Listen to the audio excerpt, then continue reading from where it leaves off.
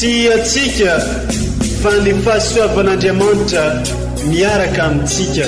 Isika fa ny fahasoavan'Andriamanitra miaraka amintsika noho izy roantsika sandrivaky sy asantsika miaraka aminy. Ny fianakaviana no taniketsa ipoiran'ny vocation. Déploie ton cœur et viens nous sauver. Délivre-nous de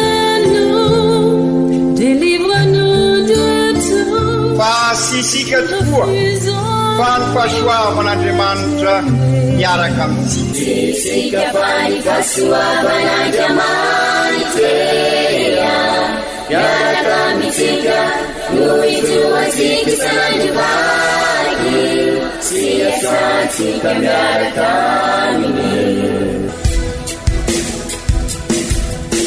Fa olo raika atokotran'isika ao aminy, fianakaviana iray ao aminy, tsy misy hevitrevitra. Ny olo no mampizara indraindray, fa Andriamanitra i Jesoa lay mpiandrony tsara ran'olotra ny aina, olo raika. Ary ao amin'ny fiangonana, ao amin'ny eglizy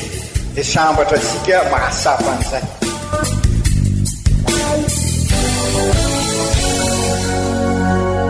Olo araiky atsika atambatry ny fanahy masina kamiray, olo araiky ao amin'ny Kristy. Fandaram-pampianarana iaranao amin'ny son excellence Monseigneur Benjamin Marc Caramarson eto amin'ny radio Fania.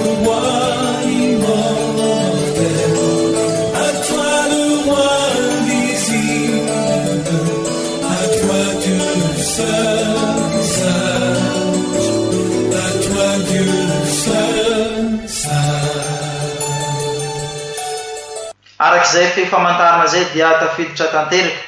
amin'ny fotoana andraisantsika ny vatsim-pagnahy atsika amin'ny alalan'ireo tenin'Andriamanitra ao amin'ny eglizantsika amin'ity alahady ity. Ary zay indrindra no agnanaovana mbola tsara koraly atsika jiaby zay afaka magnaraka sy mitandrigny tsy tapaka ny radio faniry amin'izao fotoana izao naiza ny toerana misy atsika. Agnatin'ny vanim-potoana lehibe atsika amin'izao fotoana izao araka ny liturgia dia ny vanim-potoanan'ny karimy izay anintananantsika atranatrany amin'ny fibebana amin'ny faresena ireo fakampanahy maro samihafa mba ahafahantsika miara-mandresy amin'ny Kristy amin'ny fetin'ny Paka. Amin'ity alahady voalohany amin'ny karimy ity dia omeny eglizy loha hevitra atsika dia ny hoe fahafoizana ho an'Andriamanitra. Ndeha ho raisintsika i Kristy tenin'Andriamanitra amin'ny alalan'ireo vaky teny masina omeny eglizantsika amin'ity alahady voalohany amin'ny karimy taona dia ity sy ny fampianarana ray aman-drenitsika dia Monseigneur Archevêque Benjamin Marc Caramarson.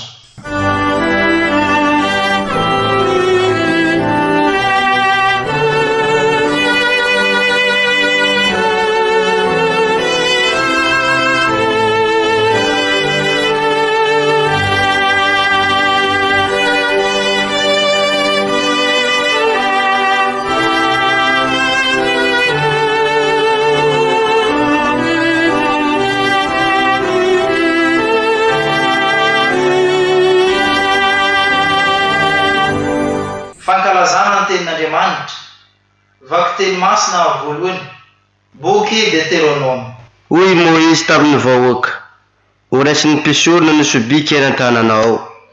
ka apetrany eo anoloan'ny hotelin'ny Tompo Andriamanitrao. Ary teny eo anatrehan'ny Tompo Andriamanitrao ianao ka anao hoe: ny raiko dia Arameanina efa seka maty, nidiny nankany Egypta izy, nomban'olombitsy dia zary mpivahin'ny tany. Tao izy no tonga firenena lehibe sy mahery ary maro. Mafy nitondrany Egyptianina antsika fa sady nampahory antsika izy no nampanao fanompoana mavesitra antsika. Koa nitaraina tamin'ny Tompo Andriamanitra nirajantsika isika dia nohenohin'ny Tompo ny feontsika, nojereny ny fijaliantsika sy ny fanitrantsika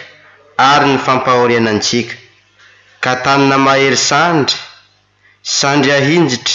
fangorohoroana lehibe ary famantarana mampahagagana no namohan'ny Tompo antsika avy tany Egypta. nitondrantsika ho amin'ity toerana ity izy ary nanome antsika nyty tany ity dia tany tondra dronono sy tantely. Koa ankehitriny ry Tompo, inty aho mitondra ny santatry ny vokatry ny tany efa nomenao ahy. Dia apetrakao eo anoloan'ny Tompo Andriamanitra ao izany, ka iankoka eo anatrehan'ny Tompo Andriamanitra ao ianao. Izany ary ny tenin'ny Tompo, isaorana ane Andriamanitra.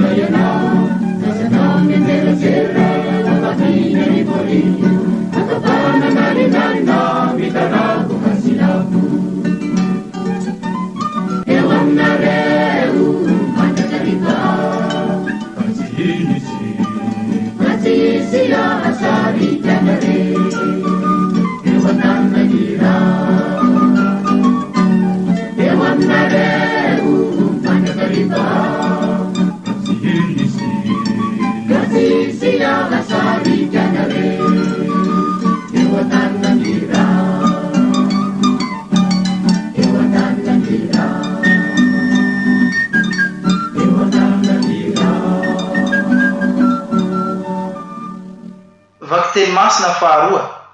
taratasy ny masinda Paoly Apôstôly ho an'ny kristianina tany Roma. Ry kristianina avana, hoy ny voalazan'ny soratra masina, eo akaikinao ny teny, fa eo ambavanao sy eo amponao dia ny teny finoana izay torinay. Ka raha manaiky amin'ny vava ianao fa i Jesosy no Tompo, sy mino amin'ny fonao fa Andriamanitra nanangana azy ho velona, dia ho vovonjy ianao. Satria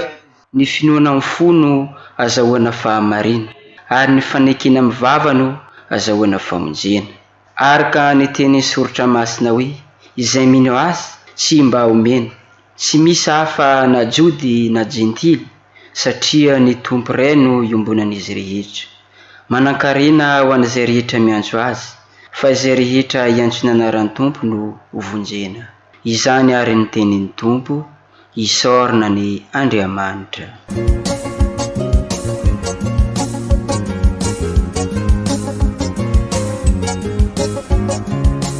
Denilizanahari tuyenaneya mahave Dule mampiena nitale Denilizanahari tuyenaneya mahave Dule mampiena nitale Denilizanahari mahereya Jimbiuve miove mandrakizae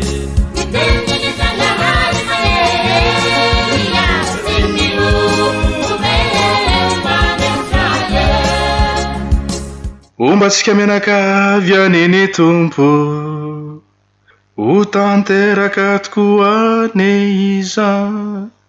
ny vaovao mafaly dia Jesosy Kristy tompontsika araka ny soratany masinday lioka voninahitra ny ho anao ry tompo. Andro araiky Jesoa dia feno ny fanahy masiny ary niverigny avy tany Jordana ka nentiny fanahy tany agnefitry 40 andro sady nalainy demony fanahy izy no tsy nihinana na ino nandritra zany andro zany ka noana no nitapitra izy igny. Dia hoy ny demony taminy, raha zanak'Andriamanitra ianao asaovy tonga mofo io vato io. Fa hoy Jesoa taminy, efa voasoratra hoe tsy ny mofo ihany no ivelomany olo fa ny teny rehetra avy amin'Andriamanitra. Dia nentiny demony niakatra tany amin'ny tendrombohitra avo araiky izy ka naneho indray mipimaso ny fanjakana rehetra amin'izao tontolo izao ary hoy izy taminy, omeko anao avokoa izao fanapahana rehetra izao sy ny voninahiny satria nomena ahy ka mba omeko izay tiako kosa. Ka izao ary raha mitsoaka ahy ianao dia ho anao avokoa izy. Fa izao no navaliny Jesoa azy. Efa voasoratra hoe ny Tompo Andriamanitra no ivavahanao ary izy rery ihany no tompoinao. Dia nentiny tany Jerosalema indray izy ka napetrany teo an-tampony tempoly ary nilazany hoe raha zanak'Andriamanitra ianao mianjera agny ambany agny, fa efa voasoratra hoe nomeny didy iambiny anao ny anjeliny ary tondranao eo an-tagnany izy ireo fa ndrao tafintohigny amin'ny vato ny tongotrao. Fa namaly Jesoa ka nanao taminy hoe efa voasoratra hoe tsy akafanahy ny Tompo Andriamanitra ianao. No nitapitry nanao izao fakapanahy azy rehetra izao ny demony dia nandao azy aloha mandra-piavian'ny fotoagnany indray.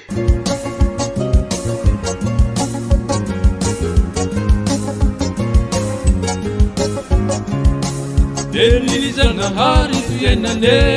ia mahave dune mampiainany tale Elizanahari fiainane ia mahave dune mampiainany tale Elizanahari mahere ia jimbiuve mandrakizae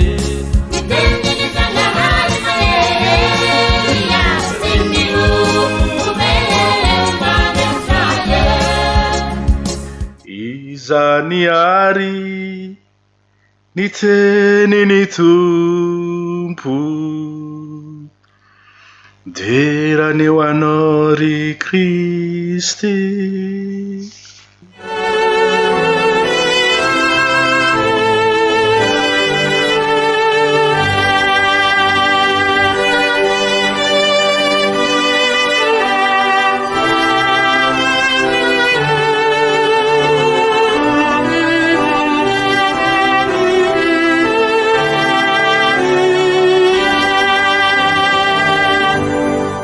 Kristianina ava malala natomboka asika tamin'ny alarobia teo ny 40 andro ny karemy, 40 andro hoentsika amakivaky an'ity fiainansika ity tahaka ny fanaosika isa-taona ao kanefa mba sy hoentim-pahazarana fosiny tsika fa karemy manana endrika manokana ity karemy 2024 ity satria ao anatiny fankalazasika ny taonjobily, ny taonjobily ny famonjenantsika ry kristianina havana. Indroary noho izany rehetra zany amin'izao alahady voalohany karemy zao dia apetraky ny eglizy mazava sara amin'ny alalan'ireo vakiteny arak'izay voalazasika zay fa ady sady dia ny fiainana. Averimberitsika matetika zany teny zany ary io tokoa moa no fiainam-pinoantsika ka izao karemy zao no mampisongadina izany bebe kokoa ivelomantsika raha teo mono ifinoansika araky ny voalazantsika teo amin'izao taonjobily izao ka noho izany hitondrantsika ady etrehetsika amin'ny ratsy ka sady dia mitondrantsika amin'ny fisanganako velona izay ankalazantsika mipaka ary fantatratsika fa izay fisanganako velona izay ankalazaisika mipaka ho isika teo no fototry ny finoantsika foana ny finoantsika raha tsy nitsangako velona tokoa Jesosy ka araky ny asongaditsika tamin'ny andro voalohany karemy tamin'ny alarobia teo dia misy dikany manokana ho antsika ho isika teo ny tia karemy ity satria mitondra ampaka ankalazaisika ny fototra ny famonjenantsika ka izany indrindra nefa no hivony zao taonjobily izao taonjobily ny famonjena ho isika ka aokary isika eo avezy aby mba hay anararoatra an'ity vanim-potoana lehibe ity vanim-potoana ny karemy ity ka antenaintsika iainantsika an'izay finoana ifikirantsika zay ary zay no famonjena ho antsika araka ny fantasika dia sy tany malemy anirenam-pangady tokoa ny finoana fa tany lona ka iasan'ny fahasoavan'Andriamanitra mba hamokatra be araka ny sitrak'Andriamanitra raha teo ary ny sitrak'Andriamanitra dia ny havelona sy asambatra sika ka izay indrindra ry kristianina havana aokary hovonina amin'ny ady atrehny sika ary hitondra ny vasy hoentisika amin'ny diale ka tonga sika tokoa ho génération mpanorina ho eglizy olona velona manorina eglizy tranon'Andriamanitra ry kristianina hava malala amin'izao alahady voalohany karemy zao dia sy maintsy miatrika ny ady sika araky ireo fakapanahy asehon'ny evanjely fakapanahy ny trehan'i Jesosy Jesosy koa dia niady tamin'izay fakapanahy izay ka izy no modely ho antsika ary sy modely fosiny izy fa angovo force ho antsika satria rehefa vita batemitsika dia ray aina aminy ka izay tokoa no niatrika ny fakapanahy tany anefitra i Jesosy araky ny evanjely vondrenesika teo tamin'izany andro zany i Jesosy dia feno ny fanahy masina isika ihany koa amin'ny batemy ary amin'ny confirmation dia feno ny fanahy masina ary niverina avy tany Jordany ka nentin'ny fanahy tany anefitra 40 andro sady nalainy devoly fanahy izy no tsy nihinana na inona nandritra izany andro izany ka noana no nitapitra izany noho izany ry kristianina havana aoka isika sy an'ny nofy fa hoe efa nitsangako velony Jesosy nandresin'ny rasy nandresin'ny demony ka noho izany isika koa sy ho tratra ny fakapanahy ady sady dia hoy ny tenisika teo ka matoky sika fa nandresy tokoa Jesosy izy nandray ny rofosika rehetra ka miaraka amin'ny aritsika no miatrika ny ady rehetra eo amin'ny fiainantsika ka raha miaina ny mahazanak'Andriamanitra sika dia sy maintsy misedra ireny fakapanahy nosedrain'i Jesosy ireny sy hoe isika mitady fizaliana na fahoriana sanatria izany sy nampianatra sika an'izay koa Jesosy sy mitady ansika iaina ao anatin'ny fahorian'Andriamanitra araka ny lazaisika teo no ariny amin'ny asambarana sy ny fiadanana isika ka izay indrindra aza no azo sika resina raha nampianatra sika vavaka i Jesosy lay vavaka nampianariny atsika dia sy nampianatra sika hoe omeo anay anio ny fahoriana isan'andro fa kosa izy nampianatra sika hoe omeo anay anio ny anina hohanina isan'andro ka noho izany izy sy nampianatra sika hihiditra amin'ny fahoriana fa ny angatany amintsika dia hifikitra aminy ary zay fifikirana amin'izay no ady sady dia sy mandeha ho azy ny fiainana mahazanak'Andriamanitra ho isika sy tany malemy anorenam-pangady ny finoana ka arakaraky ny rososika zany no ahafahasika manadio ny fiainantsika ka miova ho tsara isika ho kristianina ho kazary zanak'Andriamanitra Kristy mpiarabelona ka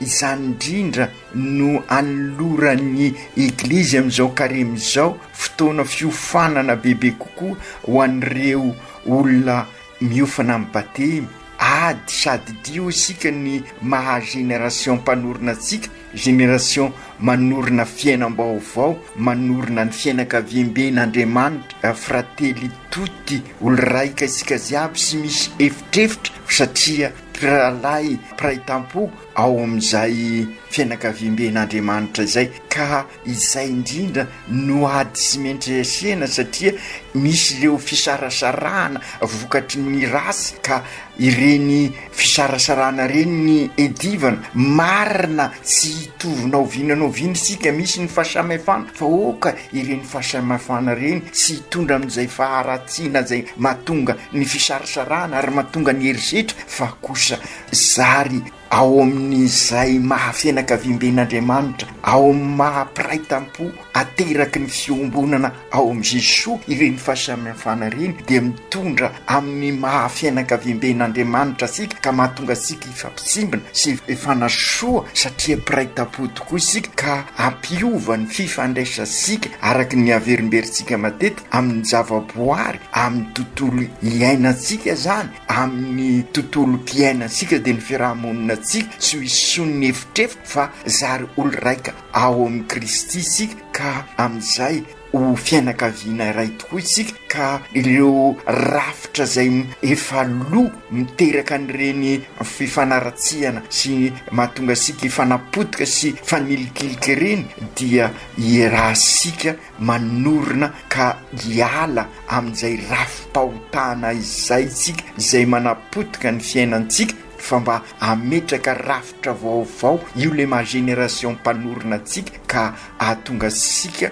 anorina ny tranobe iombonana na de efa potika aza, ka ahafahatsika mifampisimina sy mifanasoa hoy isika teo. Ka izany ady amin'ny rasy sy ny dia miroso amin'ny fiainana mahazanak'Andriamanitra izay no asongadin'ireo vakiteny amintsika androany amin'izao alahady voalohan'ny karemy. Zany hoe tonga dia aseho ny eglizy amintsika ny zavatra sy maintsy iainantsika ary ny tanjona izay ho tratrarisika rehefa mitsangako velona Kristy, mandresy ny rasy ary miroso amin'ny fiainam-baovao, manorina ny fianakaviam-ben'Andriamanitra, manorina ny tranobe iombonana, ka ahitasika ny fivelarana marina tokoa ny mahaolona sy ny mahaolona rehetra. Ka raha fitinina kely ary miainga avy amin'ny evanjely, inona marina tokoa moa ireo ady netrehan'i Jesosy tany anefitra, zay fakapana anankitelo zay tena mikiky tokoa ny fiainantsika. Ny voalohany dia ny fitiavatena, ka io no nisedrain'i Jesosy ka namalian'ny demony fahavalo hoe tsy ny mofo ihany fa ny tenin'Andriamanitra no mahavelona. Ka izay indrindra ny inona moa ity mofo ity? Ny mofo dia tandindiny fitiavatena, ny kibo no ataon'ireo Andriamanitra ka manjary mifanilikilika ary mifanapotika, ary dia hitasika amin'izao andro iainantsika izao, zava-misy iainantsika andavanandro. Ka izay indrindra aoka ararotsika zao karemy zao, ary izay indrindra no anaovasika ny sinoda hitrehasika izao, ka ahafahasika manorina an'izay tranobe iombonana izay, ka mametraka ny tenin'Andriamanitra hatrany nanomboasika 10 taona lasa zay. Dia io no hoentisika miatrika ny fakapanahy zay manozo asika isan'andro, ka ametrahasika ny baiboly eo anivon'ny fiainantsika. Hiezaka arsika, ka niezaka ataosika dia aoka araky io tenin'i Jesosy io, ilaina ny mofo, ilaina ny sakafo, fa mba hanilo ny fiainantsika dia oka ny tenin'Andriamanitra no hoentisika miroso amin'ny zao sinoda fahafito fizanonana fahatelo. Rahantsika manao zao androdina ny rafitra mitondra amin'ny korontana rehetrarehetra, ilay rafi-pahotana, ka norina tontolo mpiainana anjakan'ny rariny sy ny isiny lavitra ny fitiavatena, ka izay no ambarany fisanganako velona, ambarany fandresen'ny paka. Ka izay indrindra aoka iroso amin'izay fandraisana ny tenin'Andriamanitra izay isika, ary azagaga sika raha misy toerana manokana mikasika ny tenin'Andriamanitra amin'ny sabosy masina, satria io tenin'Andriamanitra io no mitondra tsika amin'ny fahazavam-piainana ka afatsika manazava ny hafa ka okary izao vanim-potoanany synôda fafito izao anampy asika amaky ny tenin'Andriamanitra anilo ny dinika rehetra ataosika. Raha ny fakapanahy faharoa kosa no resasika eto dia enitsika ny fahavalo izay tady any Jesoa anompo andriamanin-kafa dia fantatra sika fa izao fahasarotam-piainana izao dia mahatonga sika von'ny fakapanahy tahaka izany ka mpifangaro ny zavatra ka toy izay mametraka an'Andriamanitra eo anivon'ny fiainantsika sy ivon'ny fiainantsika dia tady anompo andriamanin-kafa isika. Ka izay indrindra ry kristianina hava aoka isika amin'izao karemy izao iverina amin'ny tompo araky ny voalazan'ny pretra amintsika raha teo moa tamin'ny fanosorana ny lavenina tamin'ny alarobia teo mibeba ary minoa ny evanjely, zany hoe ametraka an'Andriamanitra eo anivon'ny fiainantsika sy ivon'ny fiainantsika ka ararotsika ary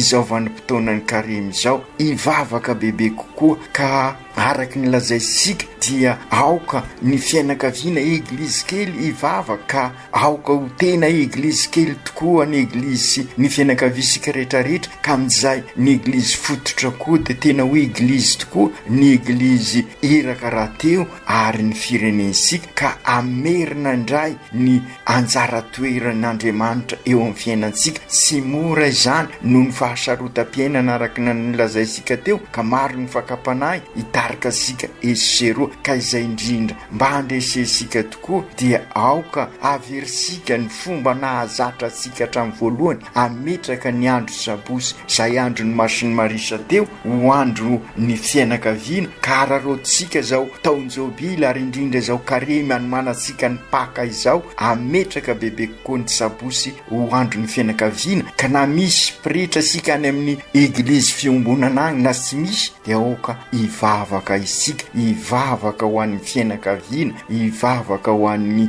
diosezisika, ivavaka ho an'ny firenensika ary ivavaka amin'ny eglizy eran-tany. Ny fakapanahy fahatelo nanjoan'i Jesoa ary manjoantsika ihany koa dia ny fitadiavam-boninahitra. Lazain'i Jesoa mba sy hakafanahy ny tompo Andriamanitra ianao hifikitra sy hanompo an'Andriamanitra sy ny voninahitry ny tena zany ny tadiavana fa ny voninahitr'Andriamanitra ary kasaka mandrakariva ny soa iombonana ka hivelona ny fiainana mahazanak'Andriamanitra ary dia izany tokoa nokatsaitsika amin'izao synôda izao ka mampirisika sika hikatroka bebe kofa indrindra amin'izao karemy izao amin'ny dinika rehetra ataosika. Ry kristianina havana, io fakapanahy fahatelo io dia ny fitadiavana ny tany malemy anorenam-pangady isika mitady ny voninahitr'Andriamanitra ary dia ady sy maintsy atreasika izay ka aoka ametraka an'izay voninahitr'Andriamanitra izay ololaharana amin'ny fiainansika fa isaka isika no mitady voninahitra mitady seza dia fataro fa manilika ny hafa ary sy manao ny marina manao ny risoriso ary dia feno fiasaram-belatsy isika hita sika ny vokadrasin'izany ka okary anaraky ny lalàna fizaliana isika izay lalana mitondra amin'ny famonjena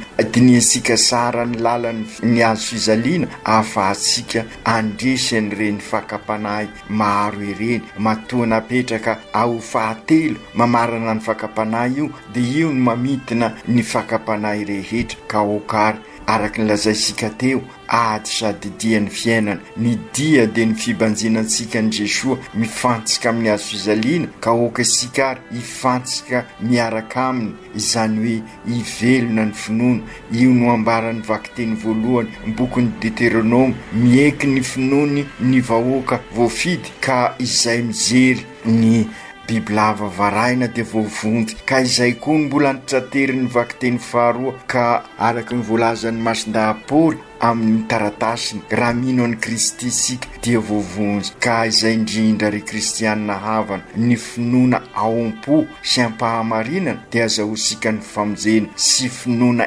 enti-pahazarana izay ka okary ho ararotsika zao vanim-potoanany karemy izao fanaovasika ny synôda izao mba finoana ivelomana tokoa no iainansika amin'ny fiainansika andavanandro ka tonga sika araky ny ao mivavaky ny synôda io olon-dehibe amin'ny finoana isika ka raha olon-dehibe amin'ny finoana dia afaka manorina tokoa, manorina ny fianakaviam-ben'Andriamanitra, ka ny fianakaviam-ben'Andriamanitra tsy misy efitrefitra fa iray ihany mpiray tampo, ka afaka mifampitsimbina ary afaka mifanasoa. Mba ho tanteraka izany dia oka ho tadiditsika ny afatra tamin'ny alarobia ny lavenina aoka sy ny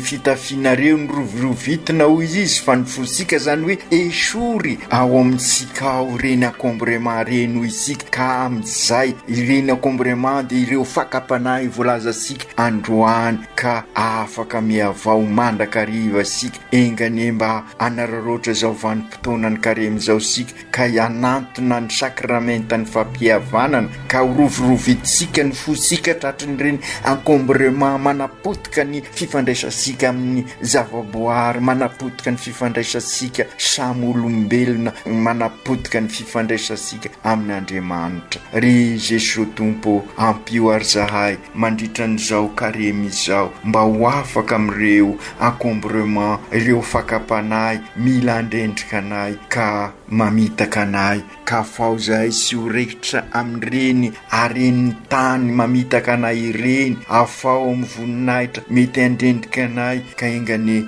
ny fonay ho feno ny fonao, ka amin'izay anjaka ao am-ponay tokoa ianao, anjaka amin'izay ny fahamarina, ny fampanjakana ny rariny sy ny hisiny, ary ampanjaka ny tena fifankatiavana, ny fihavanana sady kristianina no malagasy zahay, ka ikasaka mandrakariva ny soiombonana ka zary eo ve manorina eto ahy zahay, hitondra anay tokoa ampaka zay antenanay, hitondra fiadanana sy fiainam-baovao ho anay tsirairay, ho an'ny fianakaviana, ho an'ny fiarahamonina, ho an'ny firenena, ho an'ny dioseze, ho an'izao tontolo izao. Masiny Maria reninay eo tantany ny dianay sy saraka amin'i Jesosy hatrany amin'ny Kalvery mba higoga ny famonjena ka tonga anay ho mpivahiny ny fanantenana amafy fiadanana, afaliana ary fihavanana sady kristianina no malagasy anasitrana n'izao tontolo izao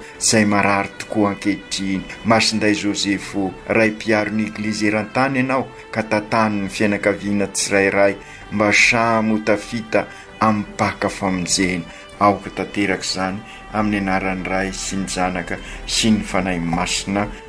Amen.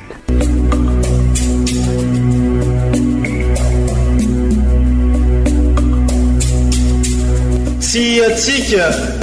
fa ny fahasoavan'Andriamanitra miaraka amintsika. Isika fa ny fahasoavan'Andriamanitra miaraka amintsika noho izy roantsika sandrivaky sy asantsika miaraka aminy. Ny fianakaviana no taniketsa ipoiran'ny vocation. Déploie ton cœur et viens nous sauver. Délivre-nous de nous, délivre-nous de tout. Fa sisika tokoa fa ny fahasoavan'Andriamanitra miaraka amintsika. Sisika fa ny fahasoavan'Andriamanitra miaraka amintsika noho izy roantsika sandrivaky sy asantsika miaraka aminy. Fa olo raika tokoatranisika ao aminy, fianakaviana iray ao aminy, tsy misy evitrevitra. Ny olo no mampizara indraindray fa Andriamanitra i Jesosy lay mpiandrony tsara ranolotra ny aina, olo raika ary ao amin'ny fiangonana, ao amin'ny eglizy dia sambatra antsika mahasapa an'izay.